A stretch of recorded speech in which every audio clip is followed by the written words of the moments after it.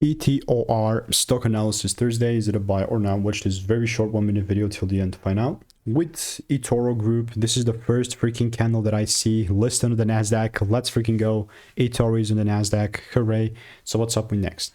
You know, market is fractal, so even with this current data that we have, this can definitely work. I'm the only guy in the stock trading space that's done 40,000 videos and actually documented everything with proof. And unironically, this is still one heck of a bearish market. So I'm not saying this in a way where I'm just going to randomly sell or anything, no, but took the lows out. And now if I see some sort of double break manner, then and only then I'm still looking to sell. But yeah, this is ultimately how it's looking like for me. Let me know what is your opinion on eToro, and if you want to learn how I'm making 5-10K per month without indicators, click the first link in the description and get my free emails.